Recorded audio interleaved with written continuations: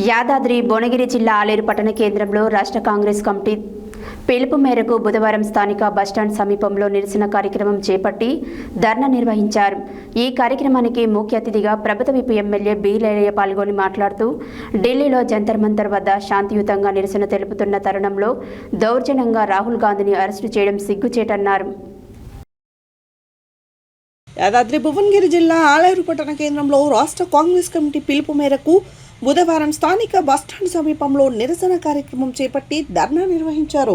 ఈ కార్యక్రమానికి ముఖ్య అతిథిగా ప్రభుత్వ విప్ ఎమ్మెల్యే బీర్లహ్లే పాల్గొని మాట్లాడుతూ ఢిల్లీలో జంతర్ మంతర్ వద్ద శాంతియుతంగా నిరసన తెలుపుతున్న తరుణంలో దౌర్జన్యంగా రాహుల్ గాంధీని అరెస్టు చేయడం సిగ్గుచేటని అన్నారు. నీట్, జేఈలతో పాటు ఇతర జాతీయ స్థాయి పరీక్షల పేపరు లీకేజీ ఘటనలకు కేంద్ర ప్రభుత్వమే పూర్తి బాధ్యత వహించాలని అన్నారు. విద్యార్థుల భవిష్యత్తుతో చెలగాటం ఆడిన వారిని కఠినంగా శిక్షించాలని డిమాండ్ చేశారు.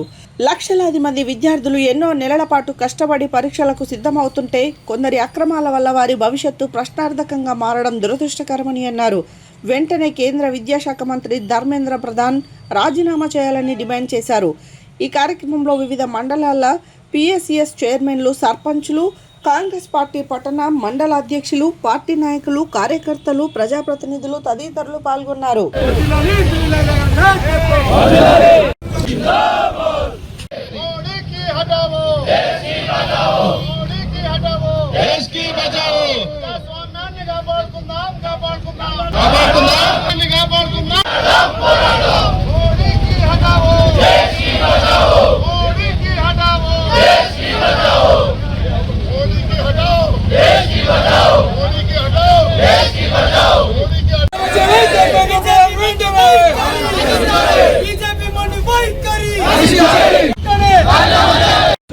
వాళ్లకు మద్దతుగా ఈ రోజు రాహుల్ గాంధీ గారు చేసిన ఈ కార్యక్రమాన్ని వాళ్ళు ఈ భారతదేశాన్ని అమ్మాలా చూస్తున్నాడు.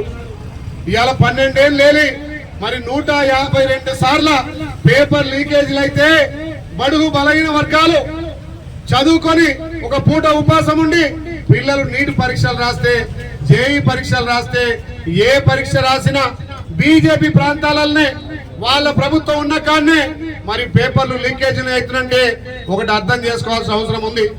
ఓ రకంగా ప్రజాస్వామ్యాన్ని కూలి చేస్తాడు, రాజ్యాంగాన్ని రద్దు చేస్తా అంటాడు. పిల్లలు చదువుకొని మేము దేశానికి యువతకు ముందుకు పోతామంటే పేపర్ లీకేజీలతోటి ఇలా యువతను వాళ్ళ భవిష్యత్తును బుగ్గిపాలు చేసినటువంటి మా ప్రధాని గారిని తప్పకుండా 2029లో గద్దె దించడం ఖాయం.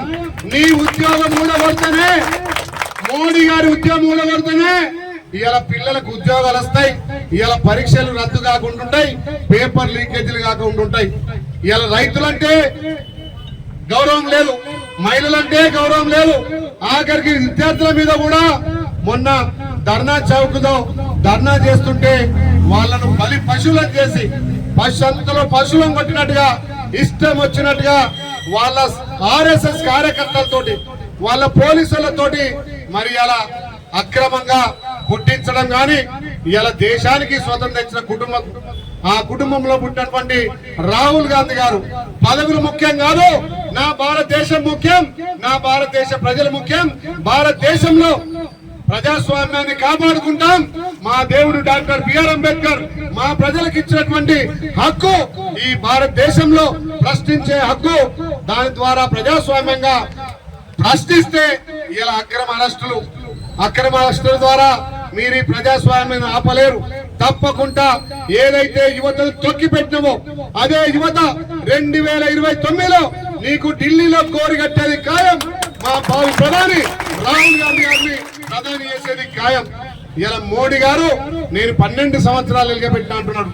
మరి 12 సంవత్సరాల్లో అందరిని అణగదొక్కి ఇలా చిన్న చితక మధ్యతరగతి కుటుంబాలను ఉక్కుపాదం చేసి రైతులను అణగదొక్కి నల్ల చట్టాలు తెచ్చి ఆ రోజు జాతికి క్షమాపణ చెప్పినావు.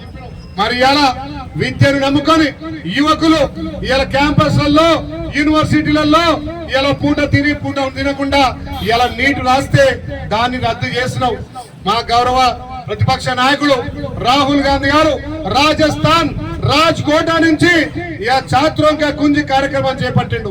జెండా పట్టలే, పార్టీ పేరు చెప్పలే. యువత భవిష్యత్తు ముఖ్యం.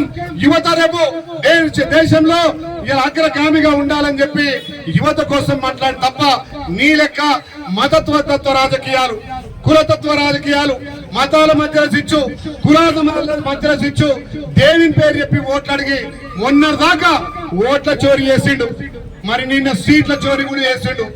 మీరందరూ చూసిరు. ఏఐసిసి ఇన్ఛార్జి మీనాక్షి నటరాజన్ గారి రాజ్యసభ సభ్యత్వాన్ని దుర్మార్గంగా తిరస్కరించిండు. మరి అక్కడ ఓట్ల చోరీ, ఇక్కడ సీట్ల చోరీ. ఏదైతే